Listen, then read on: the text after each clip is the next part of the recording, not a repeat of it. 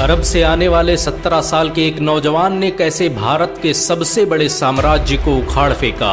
आखिर उसमें ये शक्ति आई कहां से कि वो भारत में इस्लामी सभ्यता का संस्थापक बन गया। हिंदुस्तान, जिसे मानव सभ्यता की जननी कहा जाता है, जहां दुनिया के पहले इंसान आदम ने अपना कदम रखा, जहां मुसलमानों ने हजारों साल हुकूमत की। ये कहानी है मुसलमानों द्वारा उसी हिंदुस्तान फतेह की। ये कहानी है मशहूर विजेता मोहम्मद बिन कासिम की। यूं तो भारत और अरब के ताल्लुकात हजारों साल पुराने हैं, लेकिन भारत में आने वाले पहले मुसलमान वो कारोबारी थे जो अरब से व्यापार करने भारत आते थे। मोहम्मद बिन कासिम से बहुत पहले मुसलमान भारत में दाखिल हो चुके थे। हिजरत के 15वें साल भारत में 3 सहाबी आए, जिन्होंने बॉम्बे, थाना और भरूच में इस्लाम को फैलाने का काम किया।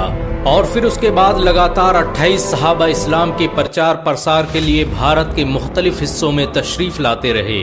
मोहम्मद बिन कासिम ने जिस वक्त हमला किया, उस वक्त भारत के 3 बड़े शहरों सिंध, गुजरात और मुंबई में मुसलमानों की बस्तियां मौजूद थी। मोहम्मद बिन कासिम के सिंध पर हमला करने का कारण यही मुसलमान थे जिनकी इज्जत पर राजा दाहिर ने हाथ डाल दिया था।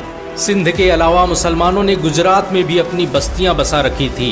मुसलमान गुजरात में उस वक्त आए जब मस्जिद अक्सा की तरफ मुंह करके नमाज पढ़ी जाती थी, यानी 624 ईस्वी से पहले ही इस्लाम पूरी तरह भारत में दाखिल हो चुका था। गुजरात के भरूच में आज भी एक ऐसी मस्जिद मौजूद है जिसका रुख मस्जिद अक्सा की तरफ है। इतिहासकारों की माने तो इस्लाम हजरत मोहम्मद सल्लल्लाहु अलैहि वसल्लम की जिंदगी में ही भारत में दाखिल हो चुका था। भारत के कुछ राजाओं ने हजरत मोहम्मद सल्लल्लाहु अलैहि वसल्लम को तोहफे भी भेजे, जिनमें एक नाम केरल के राजा चेरामन का आता है, जो खुद केरल से सफर करके मक्का गया और वहां पर इस्लाम कबूल कर लिया। उसने भारत में एक मस्जिद भी बनवाई जिसे आज चेरामन पेरूमल मस्जिद के नाम से जाना जाता है। हजरत उमर की दौरे हुकूमत में भी उस्मान सकफी ने थाना और भड़ोच इलाके में अपनी सेनाएं भेजी। उसका भाई मुगैरा देबल की खाड़ी में इस्लाम का परचम लहराने में कामयाब रहा। इस जंगी मुठभेड़ के बाद भारत के बहुत से लोगों ने इस्लाम कबूल कर लिया और देबल के इलाकों में ही इस्लाम की तबलीग का काम करने लगे। देबल एक प्राचीन बंदरगाह थी जिसका ठिकाना मौजूदा कराची शहर हुआ करता था। अक्सर अरबों के काफिले देबल में ठहरा करते थे।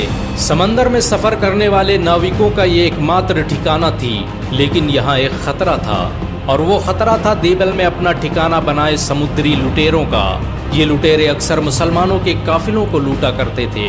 711 ईस्वी में एक बार डाकुओं ने मुस्लिम हाजियों के काफिलों को लूटने के बाद उन्हें बंदी बना लिया। उस काफिले में कई औरतें और बच्चियां शामिल थी। उसमें एक औरत या हज्जाज चिल्ला रही थी। लोगों को तो समझ में नहीं आया, लेकिन ये खबर इराक के गवर्नर हज्जाज बिन यूसुफ तक पहुंच गई। मामला एक मुसलमान औरत की इज्जत का था और वो पुकार भी रही थी फारस के गवर्नर हज्जाज बिन यूसुफ को। हज्जाज बिन यूसुफ जालिम था, लेकिन इतना मुसलमान था कि किसी मुसलमान औरत की आबरूरेजी पर खामोश नहीं रह सकता था। लश्कर तैयार हुआ, तलवारें समेट ली गईं, घोड़ों के जीने बांधे जाने लगे, और ये सब हो रहा था एक मुसलमान औरत की इज्जत को महफूज करने के लिए। हज्जाज बिन यूसुफ ने तुरंत सिंध पर चढ़ाई करने का हुक्म दे दिया और उसकी बागडोर उस कमांडर को दी जिसके आगे हिमालय भी कांपता नजर आया। सन 711 ईस्वी में एक लश्कर सिंध की तरफ आता दिखाई दिया, जिसकी बागडोर एक 17 साला नौजवान के हाथों में थी। एक हाथ में इस्लामी परचम और दूसरे हाथ में तलवार थामे ये लश्कर किसी आंधी की तरह सिंध की सरहदों में दाखिल हो गया। इस मशहूर जनरल का नाम था मोहम्मद बिन कासिम सकफी। मोहम्मद बिन कासिम हज्जाज बिन यूसुफ का भतीजा और दामाद था। उसे खुद हज्जाज ने हिंदुस्तान फतेह करने के लिए सिंध भेजा था। मोहम्मद बिन कासिम ने सबसे पहले उस देबल शहर को फतह किया जहां पर मुसलमानों की इज्जत पर हाथ डाला गया था। उसने सारे हाजियों को आजाद करवाया, लूटा हुआ माल वापस लिया और पूरे शहर को लुटेरों से पाक कर दिया। देबल की जीत भारत में मुसलमानों की हुकूमत की तरफ बढ़ा पहला कदम थी। इस जंग ने सिंध पर मुसलमानों की हुकूमत के दरवाजे खोल दिए, लेकिन ये तो बस शुरुआत थी। मोहम्मद बिन कासिम का असल इम्तिहान तो अब शुरू होने वाला था, क्योंकि सिंध का राजा दाहिर मोहम्मद बिन कासिम के खिलाफ जंग का ऐलान कर चुका था। देबेल को जीतने के बाद मोहम्मद बिन कासिम ने एक ऐसी हुकूमत कायम की जिसमें अमन और इंसाफ ही सब कुछ था। वो अपनी फौजी दस्ते के साथ बैठकर खाना खाता और किसी चट्टान पर यूं ही सो जाता। भारत के वैश्य और शूद्रों के लिए ये हैरानी की बात थी कि कोई जनरल और किसी सेना का कमांडर ऐसा कैसे हो सकता है, क्योंकि उन्हें तो किसी ऊंची जात के इंसानों के पास बैठने और उसके पास से गुजरने की भी इजाजत नहीं थी। ऐसी बराबरी और समानता की बातें उन्होंने कभी सुनी भी ना थी। एक कमांडर अपने सैनिकों के साथ बैठकर खाना खाए और पत्थरों पर सो जाए, ये उनके सोच से परे था।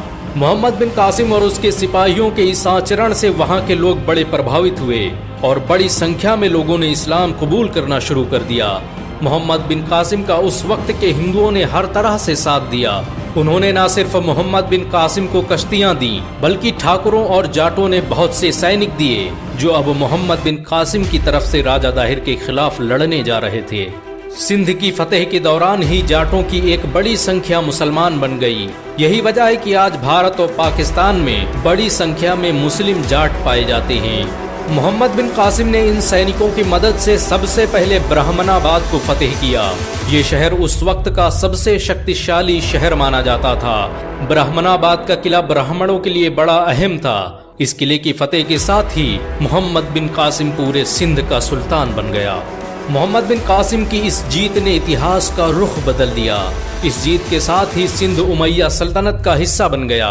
ब्राह्मणों ने मोहम्मद बिन कासिम से गुजारिश की कि वो इस किले को वापस ब्राह्मणों को सौंप दें। इसके बदले में ब्राह्मण हमेशा उसके वफादार रहेंगे। जिसके बाद मोहम्मद बिन कासिम ने ये किला वापस ब्राह्मणों के हवाले कर दिया। मोहम्मद बिन कासिम को ब्राह्मणों से काफी लगाव था। वो उनके इल्म से इतना मुतासिर हुआ कि सभी बड़े ओहदों पर ब्राह्मणों को तैनात कर दिया। ब्राह्मणों को हर तरह के धार्मिक आयोजन करने की आजादी थी। मोहम्मद बिन कासिम ने ऐलान किया कि भारत में हिंदुओं के मंदिरों से कोई छेड़खानी नहीं की जाएगी। ये ठीक वैसे ही रहेंगी जैसे शाम और इराक में यहूदियों और ईसाइयों की इबादतगाहें महफूज हैं। इतिहासकार लिखते हैं, जब मोहम्मद बिन कासिम ने ब्राह्मणाबाद और मिनहल को फतेह कर लिया तो वहाँ के दबे कुचले समाज के लोगों ने जश्न मनाया, क्योंकि वो सदियों बाद आजादी की सांस ले रहे थे। जब मोहम्मद बिन कासिम वापस दमिश्क जाने लगा तो सिंध के लोग रो रहे थे। आखिर उसकी वजह क्या थी? लेकिन उससे पहले आइए जान लेते हैं कि मोहम्मद बिन कासिम आया कहां से था, वो कहां पैदा हुआ और उसे मौत कैसे आई। मोहम्मद बिन कासिम 695 ईस्वी में तायफ के शकफी कबीले में पैदा हुआ। बचपन में ही उसके पिता कासिम इस दुनिया से चल बसे।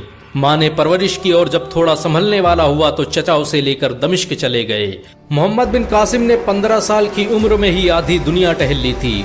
उसके चचा हजाज बिन यूसुफ खिलाफते उमैया के सबसे करीबी इंसान थे।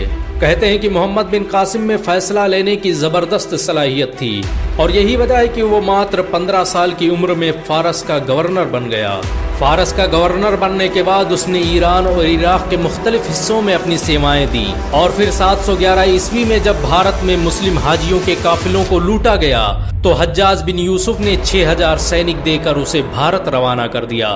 भारत में मोहम्मद बिन कासिम का कदम पड़ते ही एक नए युग की शुरुआत हो गई। उसने इस्लामी हुकूमत के उस बीज की बुनियाद रखी जिस पर चलकर आगे मुसलमानों ने 1000 सालों तक हुकूमत की। लेकिन मोहम्मद बिन कासिम ज्यादा अरसे तक जिंदा न रह सका। आखिर उसकी मौत की वजह क्या थी, या फिर उसे किसी ने कत्ल कर दिया था? इन सब के जवाब आपको अगले एपिसोड में मिलेंगे। भारत में इस्लाम सीरीज के अगले एपिसोड में हम ये भी जानेंगे कि मोहम्मद बिन कासिम के बाद भारत के मुसलमानों के साथ कैसा जुल्म हुआ।